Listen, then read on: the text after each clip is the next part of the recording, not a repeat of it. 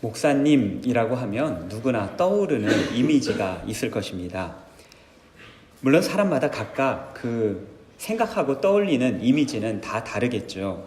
지금까지 경험이나 신앙생활에서 느껴왔었던 그런 것들을 통해서 목사님은 이래야 된다. 목사님은 이런 모습이 돼야 되겠지. 목소리는 어떻고 설교는 어떻게 하고 또 외모는 어떻고 또 나이는 어느 정도 돼야 되고 이러한 각자의 그 고정관념이라든가 클리셰가 있으실 것입니다. 저 역시도 목사님 하면 떠오르는 그런 이미지가 있습니다. 이 이미지는 저희 집에, 제가 어렸을 때 저희 집에 있었던 어느 목사님의 설교 테이프, 그 설교 테이프 겉에 있었던 그 목사님의 사진 때문에 비롯된 것이었습니다. 이 목사님이 누구냐 하면 이성봉 목사님이라고 한국의 유명한 부흥 강사셨습니다. 이분의 설교를 들으시고 이천성 목사님이 회개하시고 한월산 기도원을 만들었다. 아주 유명한 이야기가 있습니다. 이 이성봉 목사님의 설교 테이프를 보게 되면 앞에 목사님의 사진이 있는데 수염이 길게 이렇게 나와 있고 그리고 정장을 입고 계신데 성경책을 들고 계시면서 바로 앞에서 마치 말씀을 들려주시는 것 같은 그러한 모습이었습니다. 제가 그것을 봤을 때 마치 유럽의 여러 성화에 나오는 성자들과 다름없는 것처럼 보였고 머리 뒤에다가 후광을 그려놔도 전혀 어색할 것 같지 않은 그런 성자와 비슷한 모습이었습니다. 그래서 저는 언제나 목사님들을 볼 때 이런 모습이 진짜 목사님의 모습인데 하고 이런 모습이 안 되는 분들에 대해서는 조금씩 아쉬운 마음을 갖거나 안타까운 마음을 갖거나 그러곤 하였습니다. 이런 것은 사실 비단 저뿐만이 아닐 것입니다. 그리고 또한 저 또한 제가 봤었던 제 머릿속에 상상하고 있는 그 목사님의 모습과는 너무나도 다르지 않습니까? 저는 수염이 나지 않는 체질이라서 몇 가닥밖에 나지 않기 때문에 수염 길러라 하면 저는 시험 들 수밖에 없습니다. 그 그리스 정교회를 가시게 되면 그리스 정교회 사제들은 모두 다 수염을 기르고 있죠. 그 사람들 의무입니다. 정교회 사제들은 수염을 의무적으로 길러야 되거든요. 제가 그런 면을 봤을 때 제가 정교회 사제가 되지 않은 걸 너무나도 감사하게 여기고 있습니다. 그런데 이게 저뿐만이 아니라 다른 사람들에게서 있는 그런 어떤 클리셰들을 제가 본 일이 있는데 이태 전에 제 아내가 목사님으로 안수를 받았죠. 저희 아이들도 저희 가족들 모두가 같이 그 안수식에 참여하기 위해서 한국에 갔었습니다. 함께 축하받았고 아이들도 모두 함께 기념 촬영을 했습니다.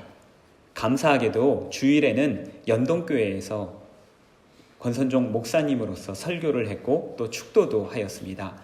해외의 선교사들이 목사 안수를 받게 되면요, 설교를 하거나 축도하거나 그럴 기회를 얻지 못하는 경우도 있는데 참으로 감사하게도 그 모든 것들을 잘 한국에서 마무리하고 돌아왔습니다. 그런데 그렇게 주일을 보내고 그 다음날 아침에 제 아내와 둘째 아이가 대화를 나누었습니다. 이신이는 아빠도 목사님이고 엄마도 목사님이네. 그러자 아이가 갑자기 화들짝 놀라면서 엄마에게 물어보는 겁니다. 엄마가 목사님이에요? 에이, 엄마는 목사님 아니잖아요. 이번에는 엄마가 놀랬습니다.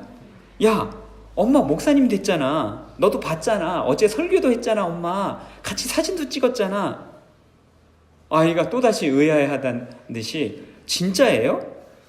그런데 진짜 목사님은 아니죠. 진짜 목사님은 이렇지 않잖아요. 엄마가 당황해서 그럼 진짜 목사님은 어때야 되는 건데? 그랬더니 둘째가 이럽니다. 진짜 목사님은 이성희 목사님이 진짜 목사님이고 연동교회 요번에 은퇴하신 원로 목사님이십니다. 이성희 목사님, 그리고 아빠 목사님이 진짜 목사님이지. 제가 대화를 듣다가 기분이 좋아졌습니다. 저는 그래도 인정받았구나. 2주간의 모든 일정을 엄마 안수받는 것을 위해서 함께 보내고 함께 사진도 찍고 엄마 가운도 찾아오고 그랬는데 아이는 다 그게 진짜 목사님 되는 건 줄을 꿈에도 몰랐었던 것입니다. 아이의 생각에, 아이 고정관념에 엄마의 모습은 목사님의 모습과 전혀 맞지 않는다라고 생각했었기 때문입니다.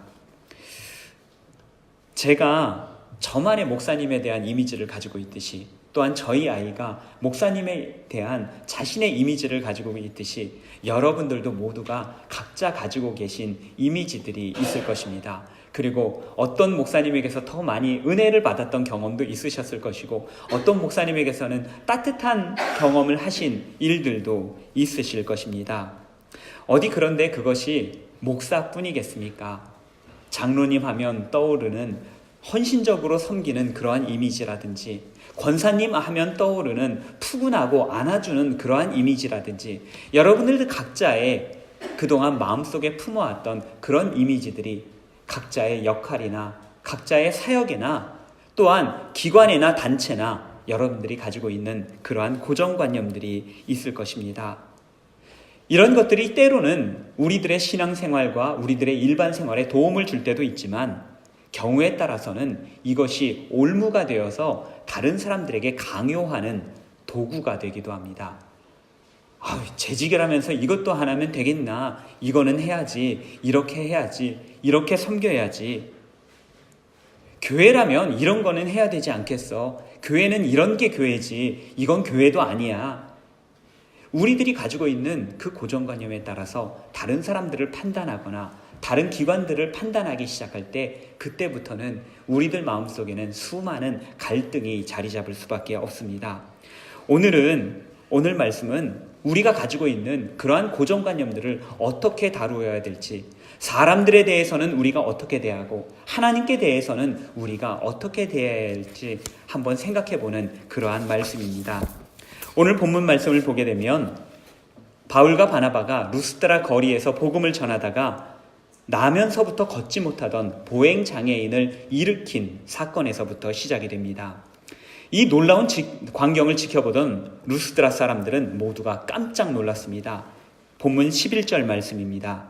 무리가 바울이 한 일을 보고 루가오니아 방언으로 소리질러 이르되 신들이 사람의 형상으로 우리 가운데 내려오셨다 하여. 본문에 보면 이 사람들이 루가오니아 방언으로 말했다라고 기록을 하고 있죠. 로마 당시에서는 공용어가 두 가지가 있었습니다. 로마 그 옆에 아드리아해를 기준으로 해서 아드리아해 서쪽은 모두 라틴어를 사용했고요. 아드리아해 동쪽 발칸반도서부터 터키와 그 나머지 부분들은 모두 헬라어를 사용하였습니다. 그런데 이들이 사용한 오늘 본문에서 나오는 이 루스드라 사람들이 사용한 방언은 루가오니아, 자신들이 살고 있는 그 지방의 지방 방언이었습니다. 제가 신학대학원에 다닐 때 저희 기숙사 방에 세 분의 전도사님, 그 전라도 출신의 전도사님과 함께 생활을 했습니다. 저희 방에 4명이 같이 생활을 했는데 그 중에 3분이 전라도 분이었고 저는 인천 사람이었고요. 그런데 대화를 하다 보면 이분들이 한 번도 전라도 사투리를 쓰는 것으로 제가 느껴본 일이 없었습니다. 그래서 이 사람들은 사투리를 안 쓰나 생각을 했었는데 그러다가도 사투리가 툭 튀어나올 때가 있었습니다. 언제 그랬겠습니까? 집에 전화할 때, 어머니한테 전화할 때, 아니면 아버지한테 전화할 때 갑자기 안 쓰던 사투리가 이상한 말투가 전 방언하는 줄 알았습니다. 전라도 방언이죠. 방언을 하는 겁니다. 그러다가 그런 때 외에는 깜짝 놀랐을 때도 갑자기 사투리가 튀어나옵니다. 웜에 이게 뭐다냐? 루스드라 사람도 마찬가지였습니다. 이 사람들도 평소에는 침착하게 점잖은 말로 헬라어로 대화를 나누다가 그러다가 깜짝 놀랄 일이 벌어지니까 갑자기 자신들이 평소에 점잖게 사용하던 말을 버리고 자신들의 본연의 말을 사용하기 시작했습니다. 루가오니아 방언으로 이게 뭔 일이냐 하면서 서로 이야기하기 시작했던 것입니다. 고대인들은 눈에 보이지 않는 자연의 큰 힘을 보면서 그것들을 움직이는 힘이 그 뒤에 작용하고 있다라고 믿었습니다. 그것이 신이라고 믿었고 그 신을 그냥 신이라고 표현하기가 어려우니까 인간의 형상을 입혀서 그들에게 이름까지 지어줬습니다. 참으로 희한하죠. 신이라고 하면 우리를 만들거나 우리에게 이름을 주어야 되는데 오히려 이 그리스의 신들은, 로마의 신들은 사람들이 그 형상을 그려냈고 사람들이 그 이름을 지어주었습니다. 그래서 태양에게는 태양의 신 아폴론이라는 이름을 주었고요. 달에게는 달의 여신이라는 아르테미스라고 하는 이름을 주었습니다. 바울은 나면서부터 걷지 못했던 보행장애인을 하나님의 능력으로 일으켜 세웠습니다. 그러자 루스드라 사람들은 지금까지 자신들이 경험해보지 못한 일들이 일어나자 이것이 신들의 일이라고 생각을 했습니다. 그리고 자신들이 섬기던 제우스와 헤르메스가 이 땅에 내려온 것이다 라고 생각하고 믿기 시작했습니다. 헤르메스는요, 제우스의 아들로서 해석과 능변과 행운의 신으로 알려져 있습니다.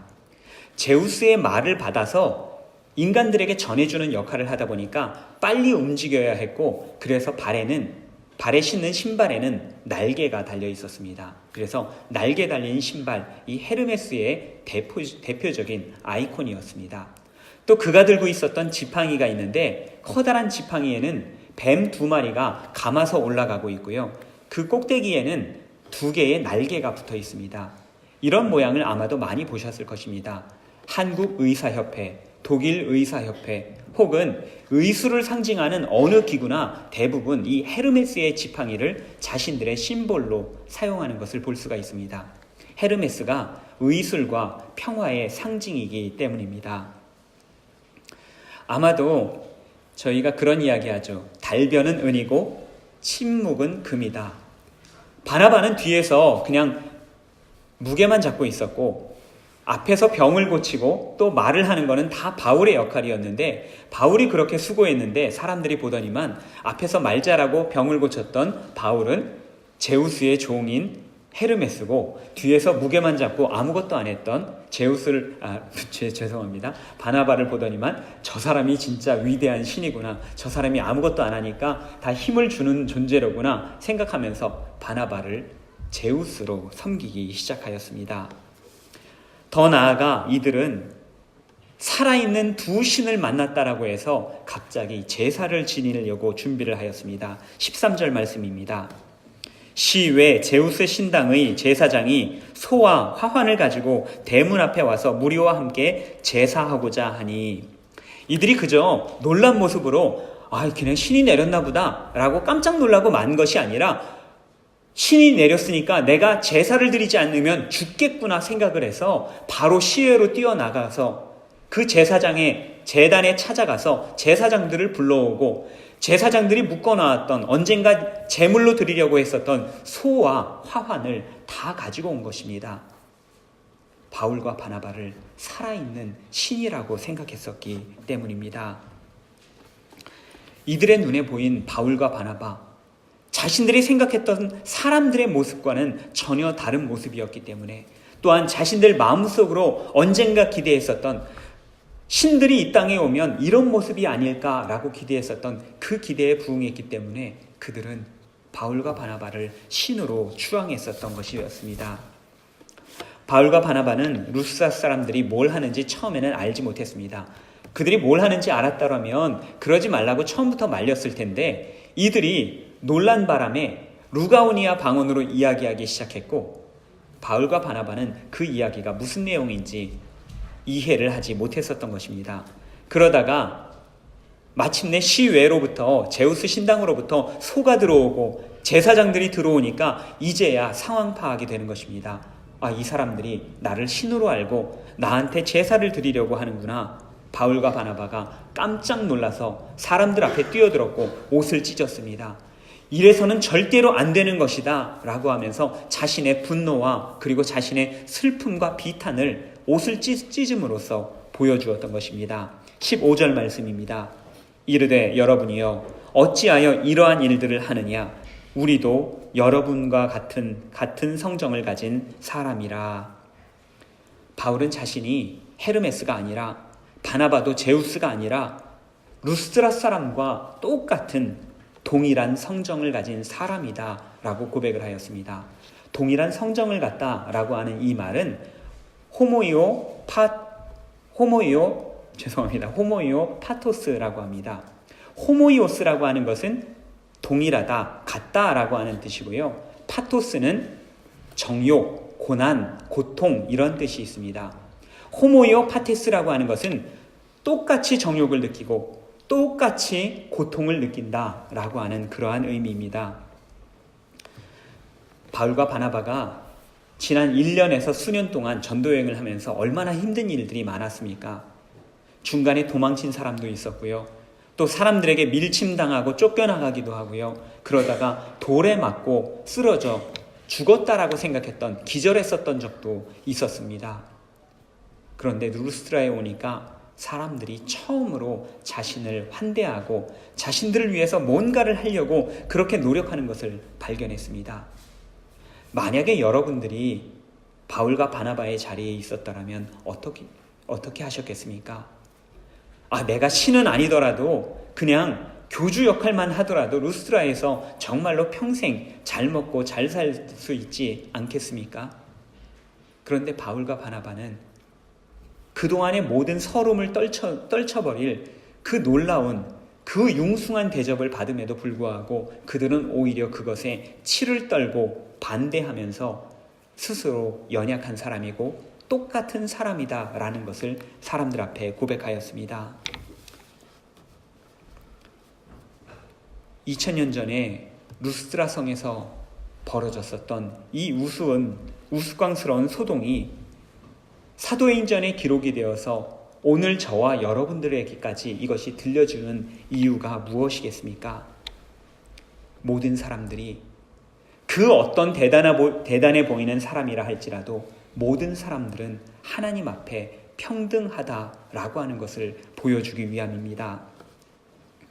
우리 모두는 각각은 다 특별한 사람들입니다. 그러나 우리는 모두가 동등하고 평등한 사람들입니다. 우리 중에서 좀 더 출신이 좋은 사람도 있을지 모르고, 좀 더 학벌이 좋은 사람이 있을지도 모르고, 좀 더 연봉이 높은 사람이 있고, 또 어떤 사람은 연보를 많이 하는 사람이 있을지라도, 그러나 우리 모두는 하나님 앞에서 다 동등한 사람들이고 평등한 사람들입니다. 성직자든 어떤 직분을 갖던 하나님 앞에서는 그것이 문제가 되지 않는다라는 것입니다. 우리 중에는, 또한 역사 중에는 특별해 보이는 사람들이 많이 등장합니다. 오늘 본문의 바울과 바나바도 그런 사람이었죠. 그들이 나타나서 말씀을 전하고 또한 놀라운 이적을 일으켰을 때 이 사람들은 뭔가 다른 사람들이구나, 이 사람들은 진짜 사도구나, 누구라도 생각했을지 모릅니다. 성경의 그 대표적인 사람이 엘리야라고 하는 사람입니다. 구약에 많은 선지자들이 있지만 그 중에서도 선지자의 대표라고 하면 엘리야를 꼽습니다. 그래서인지 신약에서도 종종 인용되는 것을 볼 수가 있죠. 그런데 야고보서 5장에 보게 되면 이 엘리야에 대해서 이렇게 기록하고 있는 것을 볼 수 있습니다. 엘리야는 우리와 성정이 같은 사람이로되 그가 한번 기도하면 3년 반 동안 비가 오지 않았었는데 갑자기 폭우가 내리기도 했습니다. 그가 기도하면 죽었던 사람이 일어나기도 했습니다. 그러나 성경은 우리에게 말해주기를 그 역시도 우리와 성정이 같은 사람이다. 여기에서도 똑같이 호모이오 파토스, 오늘 본문에서 나오는 말과 동일한 말이 사용이 되었습니다. 우리 모두는 동일한 사람들이고 우리 모두는 동일하게 연약한 사람들이다. 성경은 우리에게 말해주고 있습니다. 우리는 모두가 동등하고 평등한 사람들입니다. 그런데 우리가 이것을 인식하지 못한다면 누구는 좀 더 특별해 보이고 누구는 좀 더 나아 보이고 그리고 누구는 이래야만 할 것 같고 누구는 저래야만 할 것 같고 이러한 고정관념을 갖거나 편견을 갖기 시작하면 그때부터 우리는 잘못된 관계를 맺기 시작합니다. 사람들에 대해서 우리가 특별히 두 가지 잘못된 관계를 맺게 되는데 첫 번째로 자기 자신에 대해서 스스로 내가 좀 대단한 사람이지 라고 생각할 때 나는 그래도 조금 신앙적으로나 아니면 인격적으로나 아니면 세상적으로 볼 때 학벌이나 배경이나 나는 좀 괜찮은 사람이지 라고 생각할 때 우리는 잘못된 관계를 맺게 된다는 것입니다. 내가 대단하다라고 생각하면 또 내 신앙이 조금 더 괜찮다라고 생각을 하면 그때부터 드는 생각은 대접받고 싶은 생각입니다. 내 신앙에 따라 내 위치에 따라서. 그러다 보니까 한국에서는 요즘 한국 사회에서 많이 이야기 나오는 갑질이라는 것이 발생한 겁니다. 내가 이 정도는 대우받아야 되는데, 대접받아야 되는데 그렇지 않다라고 생각하니까 멀쩡한 사람 불러다가 매를 때리기도 하고 사람들을 하대하기도 하고 그러한 일이 벌어졌었던 것입니다. 교회 안에서는 어떻습니까? 내 신앙이 좋은 것 같고 내가 좀 더 하나님과 가까운 것 같고 그러다 보니까 내가 먼저 직분을 받아야 될 것 같고 내가 이름도 먼저 호명당해야 될 것 같고 또 내가 무언가를 하면 사람들에게 칭찬과 존경을 받아야 될 것처럼 내가 한 것에 대해서 인정받고 싶어 합니다. 그러나 바울은 고린도전서 10장에서 다음과 같이 말씀합니다. 그런즉 선줄로 생각하는 자는 넘어질까 조심하라. 우리 모두는 연약한 사람이다. 똑같이 유혹받고 똑같이 고통받으며 똑같이 넘어질 수 있고 쓰러질 수 있다. 그러니 겸손하라 라고 우리에게 종용하는 것입니다. 두 번째로 다른 사람들에 대하여 우리는 많은 것을 요구하기도 합니다. 당신이 이러한 사람이니까 당신은 이 정도를 해야 돼요 라고 요청하는 것입니다. 집사는 이런 사람, 권사는 이런 사람, 장로라고 하면 이런 섬김, 목사는 이러이러해야 되고 각자가 가지고 있는 이러한 마음에 세워놓은 고정관념들 그대로 다른 사람들에게 요구하고 강요하곤 합니다. 그러나 우리가 추구하는 삶은 목사의 삶도 아니고 장로의 삶도 아니고 집사나 권사의 삶도 아닙니다. 우리 모두가 추구하는 삶은 누구나 동일하게 예수 그리스도를 따라가는 삶, 예수 그리스도를 닮은 삶, 그것이 우리 모두가 똑같이 추구하는 삶 아니겠습니까? 때때로 어느 성도님들께서는 저에게 이런 말씀을 하십니다. 목사님은 목사님이시니까 하나님께서 지켜주시잖아요. 제가 이 말을요 의외로 많이 듣습니다. 1년에 몇 번씩은 듣는 것 같아요. 하나님께서, 제가 목사니까 하나님께서 특별히 지켜주실 것이다. 힘든 일이 있어도 어려운 일이 있어도 목사님이니까 넉넉히 이겨나갈 것이다. 아니요, 힘들어요.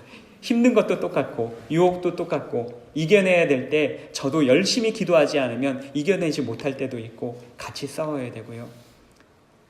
하나님께서 우리를 특별히 목사라고 해서 특별히 사랑해주고 보호해주는 것이 아니라 하나님께서는 우리 모두를 사랑하십니다. 똑같이 사랑하십니다. 성직자든 아니든 직분이 있든 없든 심지어 교회를 다니건 교회를 다니지 않건 하나님께서는 믿는 자의 하나님만이 아니라 하나님은 온 세상의 하나님이시기 때문에 우주 만물 돌멩이 하나일지라도 작은 생명체일지라도 그 모든 것들은 하나님의 작품이고 하나님의 피조물입니다. 하나님이 사랑하는 세상이고 만드시고는 보기에 좋았더라라고 말씀하셨던 세상인 것입니다. 그렇기 때문에 이 온 세상에는 하나님의 사랑으로 가득 차고 넘치는 것입니다. 물론 오늘 우리처럼 이렇게 하나님을 믿고 하나님께 예배하는 자들에게 주시는 특별한 은혜가 있습니다. 신자들이 하나님의 뜻을 좀 더 온전하게 실천하고자 할 때 하나님께서는 우리에게 힘을 주시고 용기와 위로를 주십니다. 우리가 지금까지 계속해서 우리가 연약한 사람이라는 것을 나누고 있습니다. 우리가 똑같이 연약한 사람이라고 하는 것은 우리로 하여금 서로 품어주어야 한다. 서로 이해하고 받아주어야 한다라는 것입니다.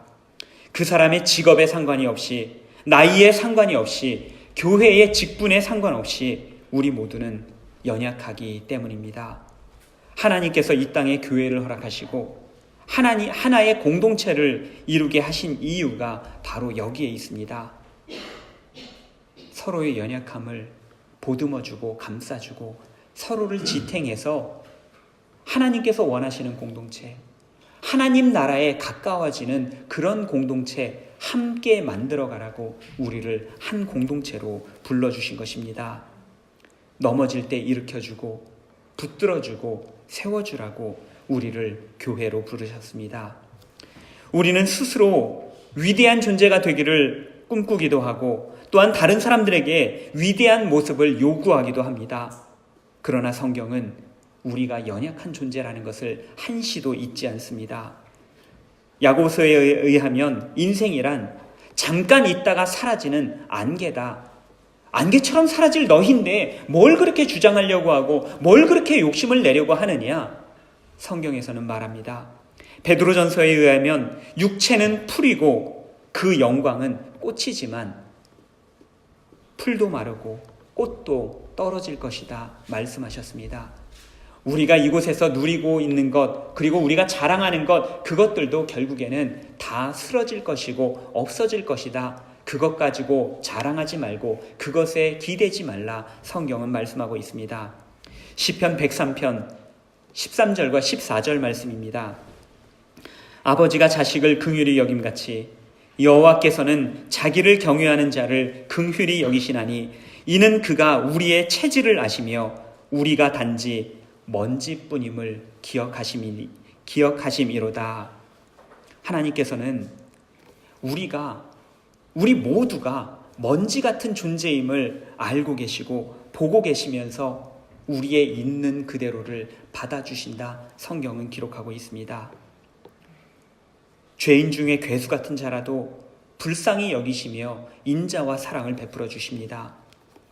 하나님께서 우리에게 그렇게 하시는 것은 하나님께서 우리에게 그렇게 하셨듯이 우리 역시도 우리의 이웃들에게 그렇게 인자와 사랑을 베풀라라고 하는 우리 하나님 아버지의 뜻인 것입니다. 제가 참 좋아하는 말이 있는데요. 사람은 믿을 대상이 아니라 사랑해야 되는 대상이다. 아무도 많은 분들이 알고 계시고 들어오셨고 또 마음속에 새기셨을 것으로 알고 있습니다. 그런데 이 말이요, 알고서 감동을 느끼는 만큼 그만큼 실천이 잘 되지 않는 이야기입니다. 우리는 연약한 존재이기 때문에 신뢰의 대상이 되지 못합니다. 우리는 그저 사랑할 뿐입니다. 그리고 우리가 믿을 존재는 오직 하나님 한 분뿐이십니다. 바울과 바나바는 루스드라 사람이 자신들에게 제사를 드리려고 하는 것을 제지하였습니다. 그리고 그들은 제우스나 헤르메스가 아닌 이 온 우주 만물을 창조하신 하나님이 어떤 분이신지 그들에게 소개하기 시작하였습니다. 제우스나 헤르메스는 인간이 만든 신이었습니다. 연약한 인간들에게는 신이 필요했기 때문에 인류는 역사를 통해서 수많은 우상들을 만들어 왔고 그 우상을 신이라고 말하면서 그것들을 섬겨왔습니다. 오늘 우리의 삶에서도 그러한 우상들을 어쩌면 만들고 있는지도 모릅니다. 우리가 섬기고 있는 것들, 우리가 하고 있는 일들, 때로는 직장에서의 우리의 일이 우상이 되기도 하고 내가 하고 있는 연구의 결과가 우상이 되기도 하고 교회에서 내가 섬기고 있는 그 일 자체가 우상이 되기도 하고 하나님이 아닌 그 다른 것을 섬기는 그 모든 것들은 우상이 되는 것이라고 오늘 루스드라 성의 소동을 통하여 오늘 성경이 우리에게 알려주고 있는 것입니다. 여러분들에게는 어떠한 우상이 있습니까? 혹시 여러분들이 하나님보다 더 높게 생각하는 것은 있지 않으십니까? 다른 것들을 더 중요하게 생각해서 자꾸만 예배 시간에 하나님께 집중하기보다는 다른 생각들이 들어가고 다른 마음을 품게 되는 것들이 혹시 여러분들 마음속에 있지는 않으십니까? 사람들은 자꾸만 그렇게 눈에 보이는 신을 만들고 눈에 보이는 우상들을 만들어갔습니다. 그러나 유일하신 하나님은 우리 눈으로 볼 수 없습니다. 요즘 저희 아이들이 하나님을 보고 싶다고 자꾸 저에게 얘기를 합니다. 하나님 보고 싶다고 예수님 보여달라고 하면 여러분들은 어떻게 말씀하시겠습니까? 저는 이렇게 이야기를 합니다. 보이는 신은 하나님이 될 수가 없다고. 보이는 신이라고 한다면 육체에 제한될 수밖에 없는데 육체로 있는 신이 어떻게 무에서부터 이 온 우주 만물을 창조할 수 있으며 육체에 제한된 이 짧은 팔로 70억이 넘는 사람들을 어떻게 보호하고 품어줄 수 있겠는가? 그래서 하나님은 육체에 제한될 수가 없고 하나님은 영으로서 시간과 공간을 초월해서 우리와 함께 하시며 우리를 보듬어 주시고 우리를 품어 주신다. 저는 이렇게 설명을 하였습니다. 그분이 바로 우리가 믿는 하나님이십니다. 우리의 믿음은 보이는 세상에서 보이지 않는 하나님을 믿는 믿음이기 때문입니다. 성경은 그 첫 문장을 이렇게 선포하였습니다. 태초에 하나님이 천지를 창조하시니라. 하나님께 대한 신앙은 바로 여기에서부터 시작됩니다. 하나님께서 나를 창조하셨구나. 내가 나를 잘한다고 생각을 했는데 하나님께서 나를 만드셨으니 하나님께서는 나보다 나를 더 잘하시겠구나. 나보다 나를 더 잘하시는 분, 나보다 나를 위해서 더 좋은 계획을 하시는 분, 나보다 내 생각을 더 많이 하시는 그분을 믿고 의지함으로 내가 살아가야겠구나 다짐하는 것이 바로 우리의 믿음이고 우리의 신앙입니다. 오늘 말씀을 다시 한번 돌이켜보겠습니다. 사람 보지 말라고, 사람의 눈에 보이는 것에 현혹되지 말고 그것대로 믿고 따라가지 말라고, 우상 만들지 말라고, 오직 하나님만 바라보고 믿고 따라가는 신앙되라고 오늘 우리에게 이 말씀을 전해주었습니다. 오늘 우리가 이 시간에 이렇게 나와 있는 것이 무슨 이유입니까? 이 자리에서 차분히 앉아서 목사가 30분 가까이 설교하는 설교를 가만히 듣는 이유는 목사의 설교를 듣기 위해서가 아닙니다.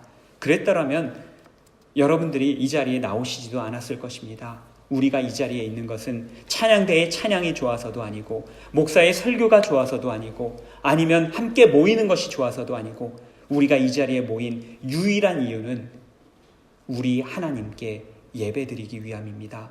우리가 경건하게 차분하게 앉아있는 이유, 우리의 마음을 다해서 이 자리에 있는 이유는 이 예배가 사람에게 보이기 위한 것이 아니라, 사람의 이야기를 듣기 위한 것이 아니라 우리 하나님께 드려지는 예배이기 때문입니다. 이 예배를 하나님께서 기뻐 받으시도록 오늘 이 주일 하루만이라도 우리가 한 주간에 여러 가지 일들이 있을지라도 이 모든 것들을 우리 하나님 앞에 아뢰고 함께 마음을 모아서 하나님의 뜻은 무엇인지, 하나님의 계획이 무엇인지 들어보고 알려고 노력하는, 집중하는 우리 주일 예배 그리고 우리 공동체 되기를 간절히 바랍니다. 이제 말씀을 마치려고 합니다. 우리가 뭔지임을 알아야만 합니다. 그리고 무엇이 되었다라고 생각하지 말고, 다른 사람들에게 무엇이 되라고 강요하지 말고 서로를 품어주고 이해하면서 사랑하는 우리 공동체 만들어 가십시다. 그리고 그 무엇보다도 우리를 지으신 분, 우리 하나님, 보이지 않는 곳에서 언제나 우리와 함께 하시는 우리 하나님을 믿으며 이 믿음을 주님 앞에 날마다 고백하는 저와 여러분 되시기를 간절히 바랍니다. 기도하겠습니다.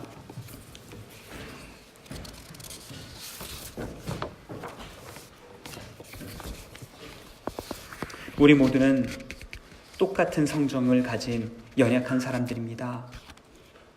때때로 우리 인생에서 힘든 일이 있을 때, 어려운 일들이 있을 때 우리는 연약하여서 눈에 보이는 사람을 의지하고 눈에 보이는 어떤 것들을 의지하여 그것들을 때때로 우상화하기도 하고 그것들에 의지하기도 합니다.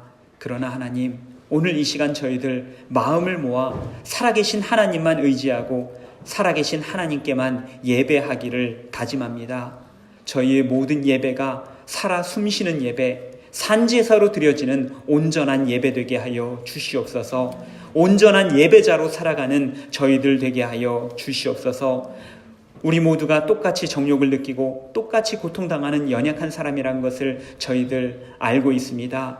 저희들의 모든 연약함 가운데 서로를 배려하며 이해하고 품어줄 수 있는 저희 공동체 되게 하여 주시옵소서. 그래서 우리 가운데 넘어지는 일이 있고 쓰러지는 일이 있더라도 언제나 그 가운데서 우리 하나님만 바라고 서로를 품어주는 사랑으로 늘 든든히 서가는 저희 공동체 되게 하여 주시옵소서. 예수님 이름으로 간절히 기도드립니다.